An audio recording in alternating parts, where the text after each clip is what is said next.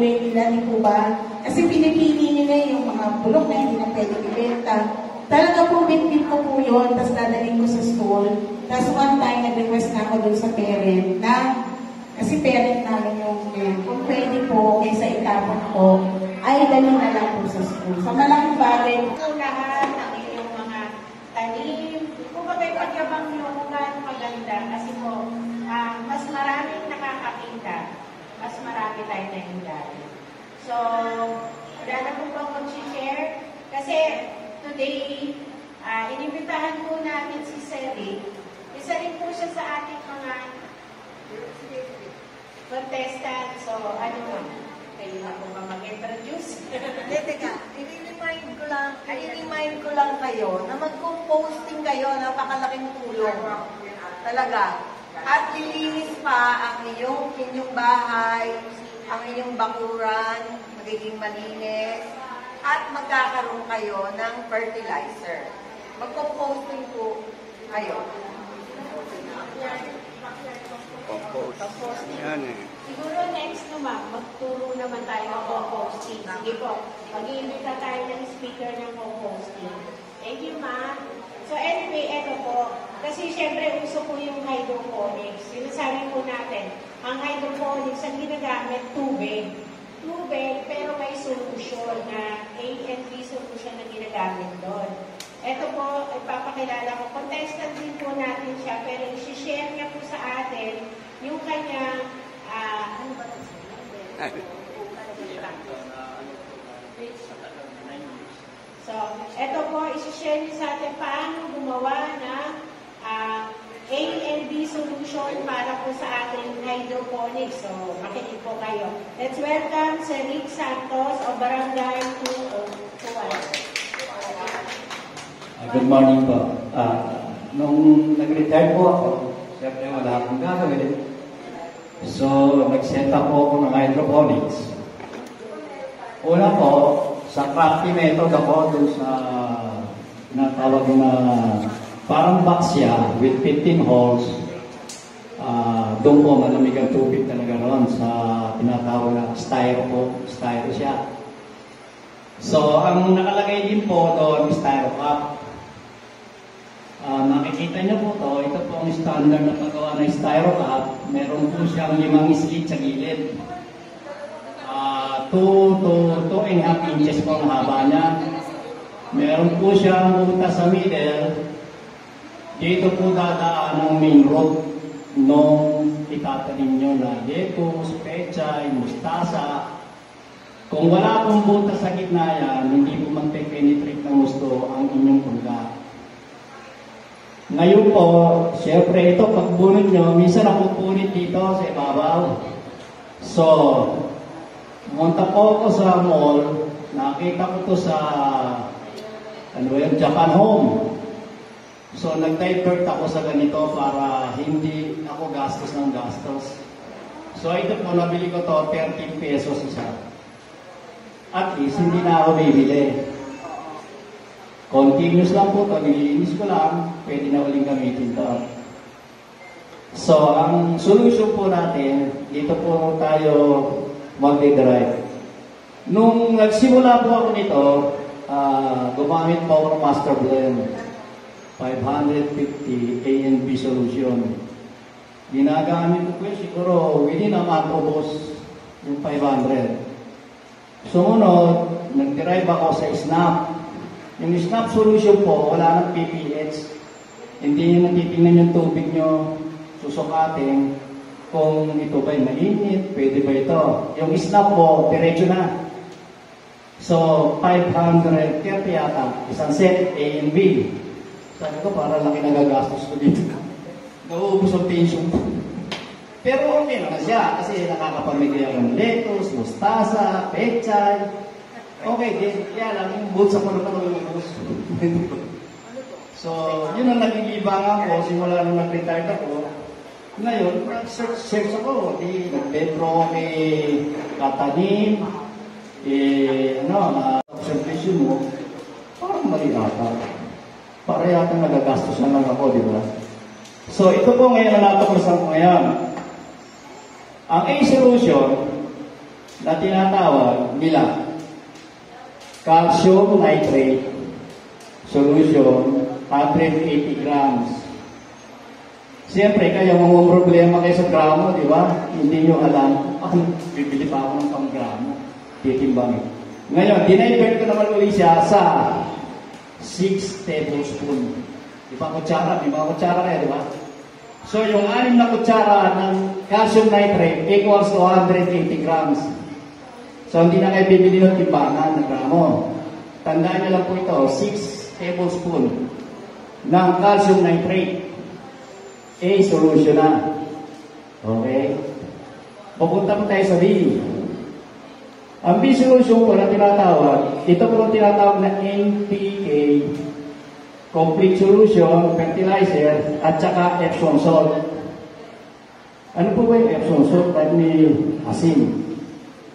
Tayo po, miski katawan ng tao, kailangan din natin ng alak. Ang halaman po, nangangailangan din ng alak, konti lang. So, ang Epsom salt, 3 tablespoon naman po. Ang katumbas ng 19. Ang NPK, ang ano po niya is 500 mg lang.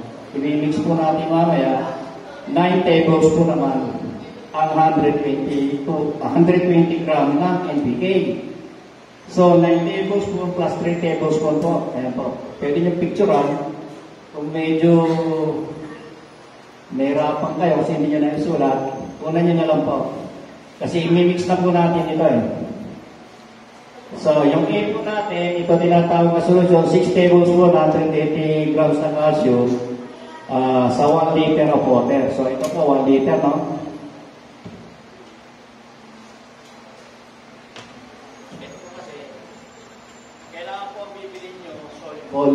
Yung madaling matunaw.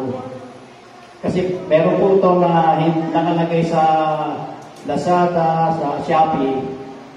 Kailangan po bibili yung soluble sa tubig. Madali siya matunaw.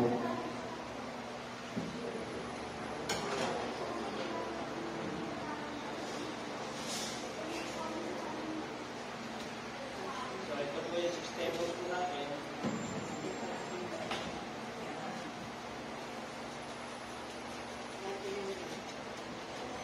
Bali, ito po yung calcium nitrate A solution, 6 tablespoon, 180 grams.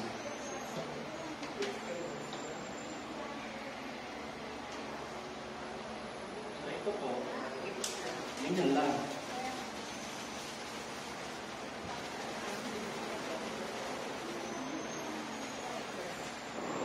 Kada po kayo maglalagay, gaganunin nyo lang po. Kasi ito, dito natin dito. Ito po yung ang tawag dito, stick off. 1 liter po ang nito, stick off. Opo, yan po. Pwede nyo po yung gamitin, stick off. 1 liter po yung sakto. Hindi na kayo mag-ano, so meron na kayo A. Kukuha muna tayo ng, kasi po ito, 500 mg na yung yung isa.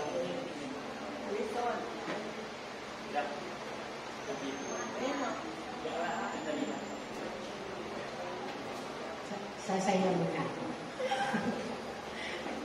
So, sa mga nag-hydroponic, kagaya ni Kuya Alvin, dito, ginagawa lang po namin ito sa office. Pero tama po yung sabi ni Sir, in time, nasisira niya. Nabubungi-bungi. Pati pagka mainit, sira. Ito yung bago mo. Baka pwede bibili tayo ng ganito. Mas maganda. Sa ano po to? Sa Japan Home. So yan po, 500 mg. Kailangan po, 500 mg yung Ito yung style.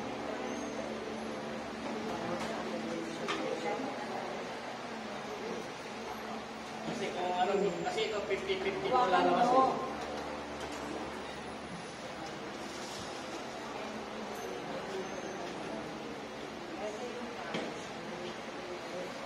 Papaliwanag ko sa inyo mamaya mo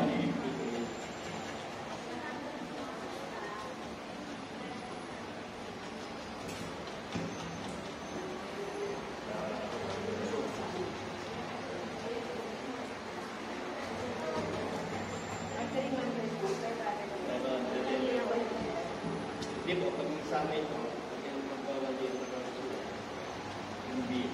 Yung ENB po kasi 500 mg, 500 mg din yung ozone. So, magkakapunta siya ng 1 liter.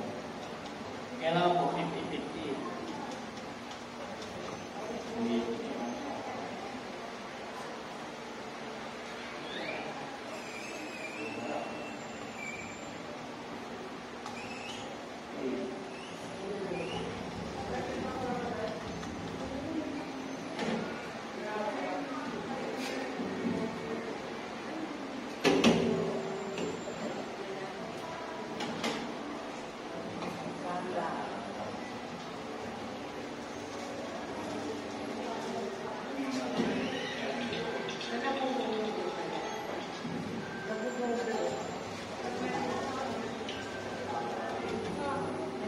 So, ito na po yung NPK.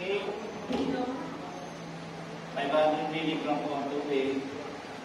So, ito po pinatapos ko. Kailangan siya nagpupulat. Yan po ulit niya. Yan po ang NPK. Ito po ang complete fertilizer. Nitrogen, phosphorus.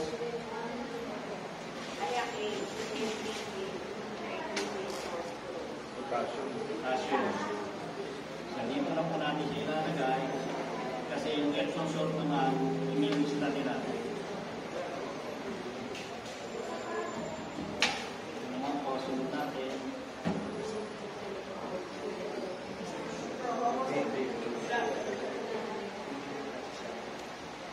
So ito po yung NPK, yung etong, kaya para NPK, nitrogen, ano yung phosphorus sa kasi po, doon po sa aming hydroponic, si ma'am, tama po yung sinabi na ang mahal ng solusyon. Medyo malaki. Yung presyo ko, malalaman ito. Magkano tipid. Malaki. Mahal din talaga yung solusyon. So ito po, bali may hit 500 na kung tinimpla pa dito. Kaya 1 liter. Ang bili ko po ngayon ito is per kilo lang. Mayroong 130 per kilo isa, yung isa 85. So, di ba ako nagkonsumo ng 400? Meron ako 80. Siguro mga 180 pesos. Ito po, alam na natin dito. Para may ilmi na tayo.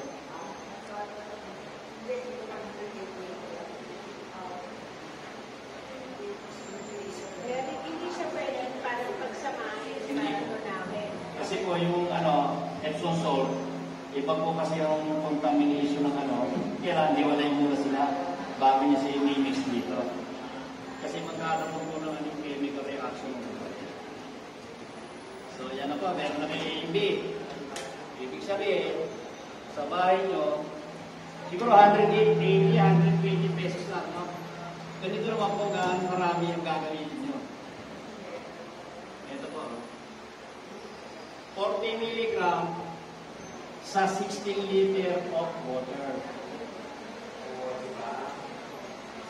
16 liter, di po pa yung pintura, yung malaki ng pintura, 16 liter. 4 gallon. So, 40 mg lang ang ihahalo nyo. Lalagay tayo. 40 nito, 40 mg nito. Ibig sabihin, gano'n lang karami. Ang sa 16 liter. Ibig sabihin, yung 16 liter, madidiligan nyo na yung halaman nyo, kung ornamental o nasa lupa, complete solution na nakuha nyo. Wala na po kayong kailangan compost, wala na. Kasi ito po, yung NPK, ito po yung content. Okay? How does NPK do to plant? Help build protein, improve growth quality, reduces disease, promote flowering, fruiting, refining helps negative metabolic activities, and improve plant growth. Ngayon, siyempre, nakita nyo, akala nyo, galing nakita nyo, hindi pa siya nagaganyan. Umuha kayo ngayon, inilagay nyo sa halaman nyo. Ano mangyayari? Patay ang halaman. Hindi, pwede po ito. Ngayon, pwede na i-delay. Pwede na siya i-delay. Pero yung granules pa siya, hindi nyo siya i-minix, sunog ang inyong halaman. Ito, pwede na po ito. 16 liters ka lang, ihalo nyo. Baka naman dito, itibig nyo. Sa 16 liter na tubig po, kuha lang kayo na 40 mg. 40 nito, 40 nito. Ibig sabihin, 16 liters na yun. Ang inyong, ito po tinatawag na snap solution. Dito po ako nagsimula sa snap. This, magkano yung 500 po yan. Ang ano dito, ilang milligram to? So, 250 lang. Samantala kayo, 1 liter, siguro mga 185 pesos lang kayo. Kesa dito. Kasi ito, ano lang, hindi niya lang 500. Pero ito rin yan. Ito rin yan. Ngayon, yung NPK nyo, bibili kayo sa Lazada, ang kukunin nyo po is 16, 16, 16, 14, 14, 14, 20, 20, 20. Yung po ang category na bibili nyo. Pag 20, 20, 20. Ibig sabihin nyo, ang nitrogen, 20. Ang potassium, 20. Ang phosphorus, 20. Ibig sabihin, complete. 14, 14, okay din. Ngayon, kung gusto nyo po talaga mag-boost ang halaman nyo, ito pa po isa. Bumili kayo ng molasses at saka seaweeds. Alam niyo yung seaweeds? Nabibili sa palengke yung Udaman. lato. Yung po, makikita nyo halaman nyo. Kung halimbawa yung kangkong nyo, ganito lang, lagyan nyo lang yung ano nyo, ng tubig na to. Siguro, kahit mga 20 milligram. No. Peppermint nyo lang yung molasses, tsaka yung lato. Siguro mga 7 to 12 days, ganyan. Ano lang, siguro mga 10 to 15 milligram. Halo nyo lang dito sa 16 liters. Para mag-boost yung ano nyo, tumaba. Kaya tawag ko, booster. Yun ang booster na tinatawag nila. Ngayon, pag bibili kayo doon sa online, sa Lazada, hindi nyo alam kung ano yung booster. Ang mahal. Seaweed, tsaka molasses. Pwede po yung yung pulang asukal. Kung wala kayong molasses. Wala kayong pambili molasses. Pulang asukal po pwede. Ganito karami? 50-50 rin po.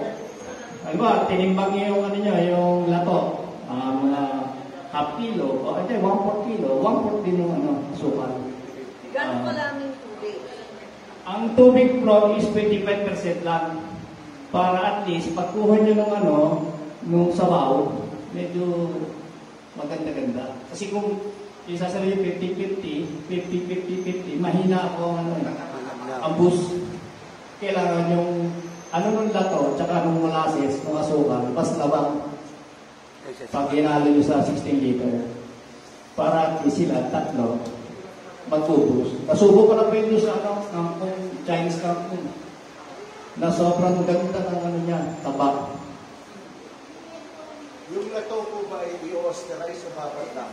Hindi po, isasama nyo na po sa Bababad lang? Ilang araw po? Mga 17 to 15 days po. Pwede na yan. Kasi yung lato, ginagawa ko. Nagyan mo na natin yung kamatis, di ba? Pwede na kainin. So, yun ang booster na tinatawag sa market. Binibenta nila, pero hindi na sinasabi ko ano yung booster. Yun lang pala yung lato. Tsaka molasses, asukal. Yun na yung booster. Dudurugin po siya kasama ng Pwede yung durugin, no? Pwede. Pwede yung blender mo, 50-50. Kung ano timbang nung nung lato, ganun din yung molasses. Ngayon, wala kayong, kasi ang molasses ngayon, order na rin. Ngayon, asukal na pula na. Asukal na pula pwede. Hindi.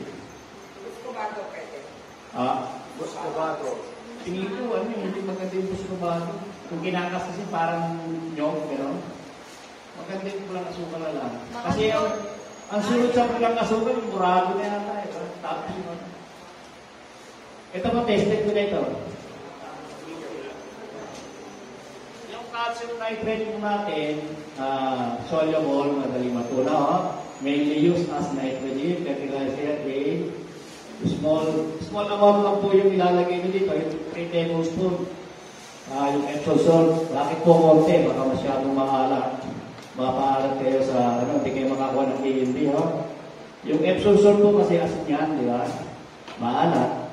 Kaya 3 tablespoon po ang yan. Kasi tinimbang ko muna po yan, medyo sabi ko, nahihirapan sila, bibili sila timbangan, gramo eh. Kaya tinimbang ko ito. Binilang ko siya ako ilan. So, doon ako nag-derive sa 9 tablespoon, 3 tablespoon ng Epsom salt, 6 tablespoon ng calcium nitrate. So, ito po. Yan na po yung A&B. Ito po, bibigay ko na lang sa kaibigan ko ito para sa kanina naman. Yung buto po ng basil, kung kailangan nyo rin, mag-iiwan po sa kanila. Marami po akong buto ng basil sa bahay, 2 klase. Sweet basil, tsaka yung isa yung ginagawa salad. Hindi lang ako nakapagdala ngayon. Kung meron po kayong katanungan, tanong na po kayo. Yung iba po kasing solusyon ko na ginagawa, meron po kayong, tingnan nyo na lang po yung vlog, yung ginagawa po tayo, si Senior Vlog. Nandun yan. Si Senior Vlog, ito po. Wala pong itinatago yung amin, si Senior Vlog. Lahat po ng experience ko within 9 years sa pagtatanim sa rooftop lang po. Sa rooftop po ako. Hindi po ako sa lupa. Pero may loam soil din ako sa taas. Siyempre, meron tayong loam soil. Pinakamaganda pong gawin yung compost, yung balat ng saba. Saging na saba. Yung po ang number 1 na potassium ng halaman. Opo, saging na saba po, pinakamaganda po potassium. Ano gagawin doon? Yung po, pampatibay na ugat. Hindi po, ano pong gagawin? Ipiperment po sa lupa. Parang compost. Pag ilagay niyo po yung mga balat ng prutas, tabunan niyo po ng lupa. Tapos, balat ulit, lupa ulit. Hanggang sa mangitim na po yun, pwede niyo lang gamitin yung mga balat. Itin niyo po siya mangitim. Huwag po yung sariwa pa kasi lalanggamin naman yung tanim. Kaya kailangan po siya yung talaga ng compost siya na gusto. Para maganda ang hindi siya lalanggamin. Paano yung mga dahon? Yun po, pwede rin po yun. Basta natayo po siya. Na maigi. Kasi yung langgam na itim, langgam na pula, pag medyo may nalalasahan yan, sa ilalim ng halaman yun, titignan nyo rin pa, kalayo, asang-asa kayo, buhay sa ibabaw, patay na pala yun. Iangat nyo rin po yung mga paso nyo. Kasi yung paso ko, meron po ako sa ilalim na nakaganyan, tubig. Yung paso ko, meron po sa ilalim. Kaya hindi makapunta yung langgam lang, yung tubig ko, yung paso ko, may sahod. For assurance, kasi sayang naman ang hirap. Lamok naman o, lamok. Ay, lamok po, madali ko yan. Ito po, sa lamok. Teka po. Hindi ko nadala yun eh. Ito po, tip sa inyo to, Kasi meron po dyan ibinebenta sa online na ganyan, na 300 pesos na ganito kalaki. Panghuli mo yung mga insekto, yung mga fly, puti. Yung puti fly po, uod yun, dala nun eh. Yung puti na yung lumilipad, uod po yun. Yung lamok po naman, ang tinitira niya, yung dulo ng halaman nyo. Yung dulo. Kaya pag nakagay, ba? Ang ginagawa ko po dyan, meron akong bote na ganito C2. Alam niyo po yung panghuli ng daga? Yung huli nila. Basta yelo po dikit niyo po dito palibot, isabit niyo po dito sa pagpakanalaman niyo. Fry trap po. Basta yelo po ang kulay, yelo. Doon po kayo bibili ng hindi yelo ang kulay. Doon po makikita niyo yung mga fly nyo doon, yung natatargetin, di malaman nyo. Yung mga niknik, mga lamok, yung pinakamatindi ko dyan, puting langaw na malaki. Yung po ang pidala ko, So yung tanim nyo, pag natayin na lang, dire-diretso na, ubus na. Paano yung daga? Ay, daga po, yun eh. May trap ako sa taas na nilagay, kaya lang, napakabago pagka nahuli mo. Ang problema, minsan dadaan yung basurero. Minsan hapon na, nangangamoy ko siya. Parang nakihiya ako. Sila naman ang mababawian. Iba ako ngayon. Sabi ko, dapat yata po sabi ko, napakapit. Ito po yung ano, ito pwede kayo rito. Ayan, ganyan. Yan. Ito naman po nagturo sa inyo yung tubig. Kasi akala nyo, okay yung ganito lang po ang tubig. Kita niya yung pen. Pag nilagay niyo po dyan, silipin nyo lang yung Actually po sa experience namin, nila kay Arnold, tsaka yung nag-train sa amin before, yung ganitong klase, 10 liters po ng tubig, ilang solution? 20 ml na A, 20 ml na B, at 10 liters na tubig. Sa ganitong klase, hydroponics din po ito. Kaya lang ang tawag dito ay NFT, Natural Flow Trap E method. Yung pala yung natural. Trap E. So, meaning nandyan lang po siya. Yung tubig, nandito lang. Pero confined lang siya, nakakapagpatubo po si Kuya Alvin ng ganyang maraming pechay, lettuce, maglalagay mo siya dyan. Marami, basil, mustasa, madami na pong nabuhay na halaman, kaya ganyan ang sura yan. Ano po? Madali po itong butas. Alam niyo po yung carnation na lata. Tanggalin niyo po yung takip doon. Sukat po rito yun na labi niya, no? Yung dati po, ganito lang yan yung nabili namin. Pero yung dinagdagan na lang po namin para ma-maximize yung dami. Alaska po, yung Alaska. Gatas. Okay. Pero lagyan niyo po ng handle kasi matalas po yun. Pag natanggal yung takip, matalas po yung mga tanggal yung takip yung bilog sa kamay. Lagyan niyo po siya ng hindi, sa iba po ito sa tubo ito. Ito po sa PVC pipe na 4 inches. Ito naman po dito. Yan. So, para po dito, styrofoam. Kasi, Alam niyo po, styro po ito. Sobrang lamig po ang tubig dito. hindi siya masyado. Hindi siya nag-iinit. So, pag nilagay niyo po ito, hindi siya, ito po, hindi sumasayad sa lalim niya. Kaya yung 10 litro, nakakaikot po yung ugat mula ilalim pa ganyan. Yun, sakto. Oo, dito sa kung saan yung buhit. Actually, pwede naman siya po umangat ng konti. Basta ang mahalaga, hindi po mababasa yung dami. Ito po Yung ugat po.